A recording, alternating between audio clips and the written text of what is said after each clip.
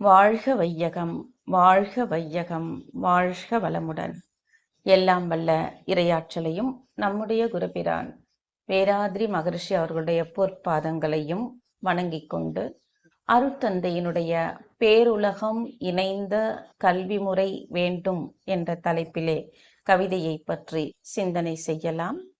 கருத்தொடராய் வந்த வினைப்பதிவுகளின் வலுவை கணிக்காமல் மதிக்காமல் ஏற்ற நல்வினையால் திருத்திடவோ சீரமைத்தோ உய்ய நினையாமல் திரும்பவும் பழைய வினையின் வழியே வாழ்ந்தால் வருந்துவதும் வருத்துவதும் அன்றி வளம் ஏது. வாழவுள்ளோர் அனைவரும் இவ்வுண்மை உணர்வோம். பெருத்து வரும் பழிச்செயல்கள் மாறி உலகுய்ய பேருலகம் இணைந்த ஆட்சி கல்வி முறை வேண்டும் என்று அருட்தந்தை கவியிலே குறிப்பிட்டிருக்கின்றார். கருத்தொடராய் வந்த வினைப்பதிவுகளின் வலுவை கணிக்காமல் மதிக்காமல்.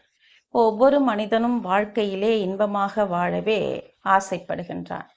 ஆனால் வாழ்விலே வரக்கூடிய துன்பங்களுக்கு காரணம் கருத்தொடராய் அந்த மனிதன் பெற்ற வினைப்பதிவுகளே.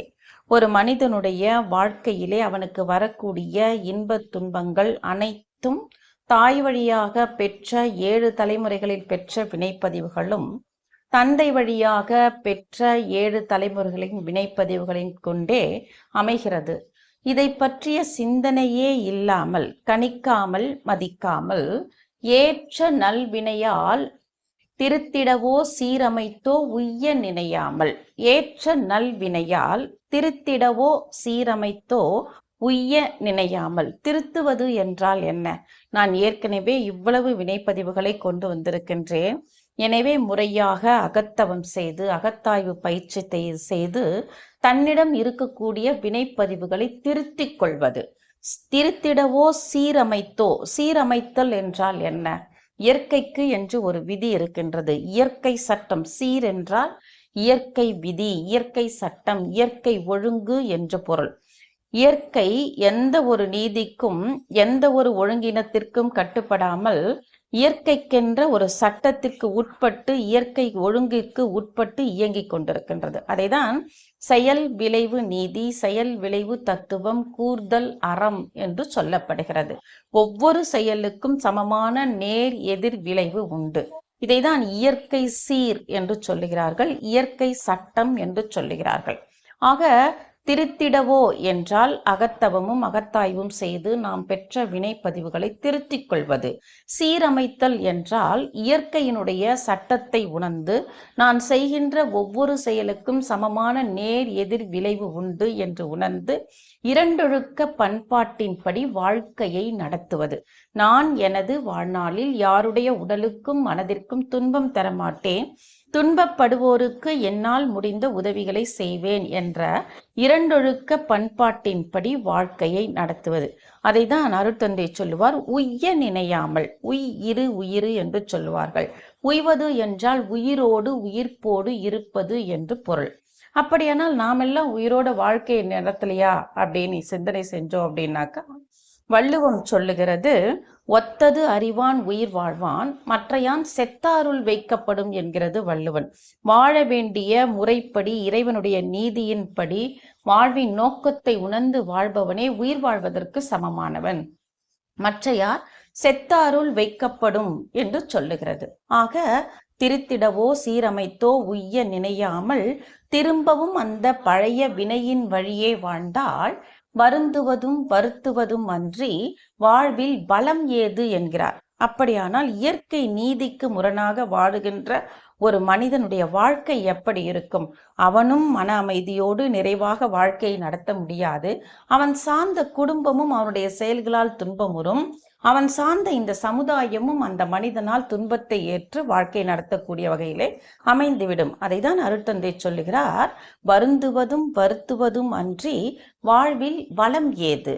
வாழவுள்ளோர் அனைவரும் இவ்வுண்மை உணர்வோம் என்கிறார். வாழக்கூடிய மனிதர்களிலே ஒவ்வொரு மனிதனும் இந்த உண்மையை வாழ்ந்து வாழ்க்கையை நடத்த வேண்டும். ஒரு மனிதன் மட்டும் இயற்கை சட்டத்திற்கும் இறை நீதிக்கும் உணர்ந்து கட்டுப்பட்டு அறம் சார்ந்து வாழ்ந்தால் அந்த சமுதாயம் இனிமையாக அமைய முடியாது. ஒவ்வொரு மனிதனும் இந்த உண்மையை உணர்ந்து வாழும் பொழுது மட்டும்தான் அந்த சமுதாயம் அமைதியாக வாழ்க்கை நடத்த முடியும். அதற்காக தான் அருட்தந்தை குறிப்பிடுகிறார், பெருகி வரும் பழிச்செயல்கள் மாறி உலகு உய்ய. பெருத்து வரும் பழிச்செயல்கள், இந்த உலகத்துல எத்தனை குற்றங்கள் நடந்து கொண்டிருக்கிறது இல்லையா, இதெல்லாம் மாறி இந்த உலகம் உயிர் பெற வேண்டும் என்றால் பேருலகம் இணைந்த ஆட்சி முறை, கல்வி இவை வேண்டும் என்கிறார்.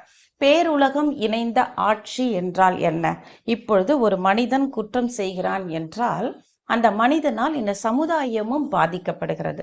அப்படியானால் அந்த தனி மனிதனை திருத்த வேண்டிய ஒரு பொறுப்பும் கடமையும் அரசாங்கத்திற்கும் அரசியல் தலைவர்களுக்கும் இருக்கிறது. ஆனால் இன்று சட்டத்தில் பெரிய தலைவர்களாக இருக்கக்கூடிய, ஆட்சியில் அமர்ந்திருக்கக்கூடிய அரசியல் தலைவர்கள் மீதே மிக அதிகமான குற்றங்களும் நீதிமன்றத்தில் விசாரணைகளும் நடந்து கொண்டிருக்கிறது.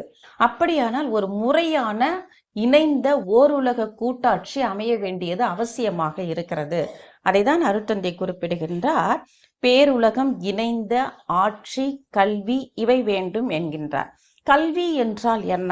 இப்பொழுது நமக்கு அரசாங்கத்தால் கொடுக்கப்பட்டிருக்கின்ற கல்வி முறையான முழுமையான கல்வியாக இல்லை. அப்படியானால் இன்றைக்கு நம்ம சமுதாயத்துல நிறைய பார்த்துட்டு இருக்கிறோம். நிறைய கல்வி கற்ற, உயர்ந்த கல்வி கற்ற மனிதன் பல குற்றங்களை செய்கிறான். அப்படியானால் முழுமையான கல்வி என்று எது இருக்க வேண்டும்? அருட்தந்தை அதற்கு ஒரு டெஃபினிஷன் கொடுக்கிறார். என்ன அப்படின்னா, கல்வி என்பது 4 அங்கங்களை இணைந்ததாக இருக்க வேண்டும். அந்த கல்வியே முழுமையான கல்வியாக இருக்கும் என்கிறார் அருட்தந்தை. அப்படியானால் என்ன குறிப்பிடுகிறார்? கல்வி என்பது எழுத்து, தொழில், ஒழுக்கம், ஞானம், கற்பதும் பின் வழுவாமல் நிற்பதுமாம் என்கின்றார். கல்வி என்றால் எந்த 4 அங்கங்கள் இருக்க வேண்டியதாக இருக்கிறது? 4 கோட்பாடுகள் இருந்தால்தான் அது முழுமையான கல்வியாக இருக்க முடியும். அப்படியானால் முதல் கோட்பாடு என்ன? எழுத்தறிவு. ஒரு மனுஷனுக்கு எழுத தெரியணும், படிக்க தெரியணும். அப்ப எழுத்து என்கின்றார். அடுத்ததாக ஒழுக்கம். ஒழுக்கம் என்றால் என்ன?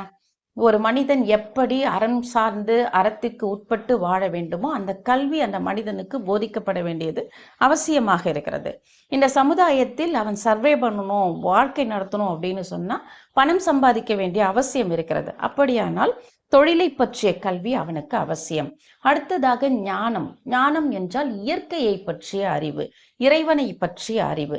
இந்த 4 அங்கங்களும் இணைந்ததே முழுமையான கல்வி என்று குறிப்பிடுகிறார் அருட்தந்தை. ஆக எழுத்து, தொழில், ஒழுக்கம், ஞானம், கற்பதும் பின் அவற்றில் வழுவாது நிற்பதுமாம். கத்துக்கிட்டா மட்டும் போகாது, அதை வாழ்க்கையில் கடைபிடித்து அறம் சார்ந்து வாழக்கூடிய ஒரு நிலை. இதைதான் அருட்தந்தை குறிப்பிடுகிறார். ஆக அன்பார்ந்த சகோதர சகோதரிகளை, இத்துடன் இந்த சிந்தனையை நிறைவு செய்து கொள்ளலாம். வாழ்க வளமுடன்.